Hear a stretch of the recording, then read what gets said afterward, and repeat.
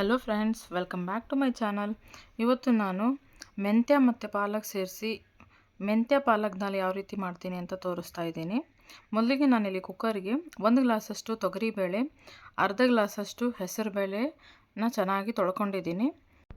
ಅದಕ್ಕೆ 4ರಿಂದ 5 ಮೆಣಸಿನ್ಕಾಯಿ, ಒಂದು ಅರ್ಧ ಸ್ಪೂನಷ್ಟು ಜೀರಿಗೆ, 1/4 ಸ್ಪೂನಷ್ಟು ಅರಿಶಿನ, 1 ಕಟ್ ಮೆಂತ್ಯ ಸೊಪ್ಪು, 1 ಕಟ್ ಪಾಲಕ್ ಸೊಪ್ಪು ಹಾಕ್ಕೋತೀನಿ.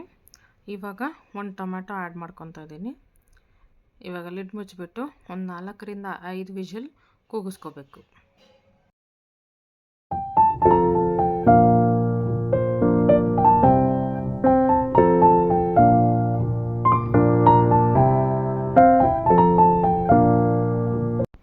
ಮೊದಲಿಗೆ ನಾನಿಲ್ಲಿ ಒಂದು ಈರುಳ್ಳಿ ಕಟ್ ಮಾಡಿ ಇಟ್ಕೊಂಡಿದ್ದೀನಿ, 1 ಟೊಮೆಟೊ ಕಟ್ ಮಾಡಿ ಇಟ್ಕೊಂಡಿದ್ದೀನಿ, ಒಂದು 4ರಿಂದ 5 ಬೆಳ್ಳುಳ್ಳಿನ ಸುಲಿದಿಟ್ಕೊಂಡಿದ್ದೀನಿ.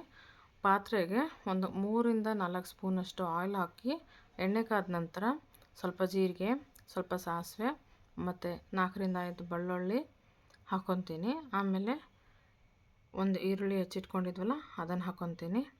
ಆಮೇಲೆ ಟೊಮೆಟೊ ಹಾಕ್ಕೊತೀನಿ. ಹಾಕ್ಕೊಂಡು ಇದನ್ನು ಒಂದು 30ರಿಂದ 40 ಸೆಕೆಂಡು ಫ್ರೈ ಮಾಡಬೇಕು.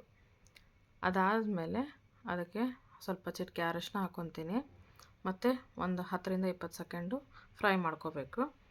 ಆಮೇಲೆ ಚಿಟಿಕೆ ಉಪ್ಪು ಹಾಕ್ಕೊತೀನಿ ಒಗ್ಗರಣೆಗೆ. ಇವಾಗ ಇದಕ್ಕೆ ಆಗಲೇ ವಿಷಲ್ ಹೊಡ್ಸ್ಕೊಂಡು ಇಟ್ಕೊಂಡಿದ್ವಲ್ಲ ಆ ಬೇಳೆನ ನೀಟಾಗಿ ಮ್ಯಾಶ್ ಮಾಡಿಬಿಟ್ಟು ಈ ಒಗ್ಗರಣೆಗೆ ಸೇರಿಸ್ಕೊತೀನಿ.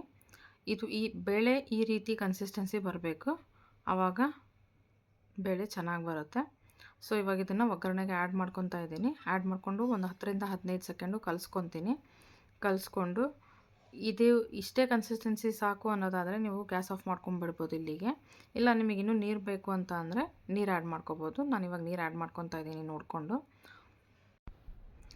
ಪಾಲಕ್ ಮತ್ತು ಮೆಂತ್ಯಲ್ಲಿ ಜಾಸ್ತಿ ಐರನ್ ಮತ್ತು ಪ್ರೋಟೀನ್ ಅಂಶ ಇರುತ್ತೆ. ಮತ್ತು ಬೇಳೆ ಆ್ಯಡ್ ಮಾಡಿರೋದ್ರಿಂದ ಪ್ರೋಟೀನ್ ಅಂಶ ಇನ್ನೂ ಜಾಸ್ತಿ ಆಗುತ್ತೆ. ಸೊ ಟೋಟಲಿ ಈ ರೆಸಿಪಿಯಲ್ಲಿ ಪ್ರೋಟೀನ್ ಮತ್ತು ಐರನ್ ಅಂಶ ಜಾಸ್ತಿ ಇರುತ್ತೆ ಅಂತಲೇ ಹೇಳ್ಬೋದು. ಇವಾಗ ಉಪ್ಪು ಚೆಕ್ ಮಾಡ್ಕೊಂಡ್ಬಿಟ್ಟು ಇನ್ನೊಂದು ಸ್ವಲ್ಪ ಉಪ್ಪು ಆ್ಯಡ್ ಮಾಡ್ಕೊತಾ ಇದ್ದೀನಿ. ಕೊತ್ತಂಬರಿಯಿಂದ ಗಾರ್ನಿಷ್ ಮಾಡಿದ್ರೆ ಪಾಲಕ್ ಮೇಥಿ ದಾಲ್ ರೆಡಿ. ನಿಮಗೆ ಈ ರೆಸಿಪಿ ಇಷ್ಟ ಆಗಿದ್ದರೆ ಲೈಕ್ ಮಾಡಿ, ಕಮೆಂಟ್ ಮಾಡಿ, ನಿಮ್ಮ ಫ್ರೆಂಡ್ಸ್ ಆ್ಯಂಡ್ ಫ್ಯಾಮಿಲಿ ಜೊತೆ ಶೇರ್ ಮಾಡಿ. ನನ್ನ ಚಾನಲ್ನ ಸಬ್ಸ್ಕ್ರೈಬ್ ಮಾಡೋದು ಮರಿಬೇಡಿ. ಅದರ ಪಕ್ಕದಲ್ಲಿರೋ ಬೆಲ್ ಐಕಾನ್ನ ಪ್ರೆಸ್ ಮಾಡಿದ್ರೆ ನಿಮಗೆ ನಾನು ಹಾಕುವಂಥ ಎಲ್ಲ ರೆಸಿಪಿ ನೋಟಿಫಿಕೇಷನ್ ಬರುತ್ತೆ. ಇದೇ ಥರದ ರೆಸಿಪಿಗಾಗಿ ನನ್ನ ಚಾನಲ್ನ ಫಾಲೋ ಮಾಡೋದು ಮರಿಬೇಡಿ. ಸಿಗ್ತೀನಿ ಮುಂದಿನ ರೆಸಿಪಿ ಜೊತೆಗೆ. Thank you.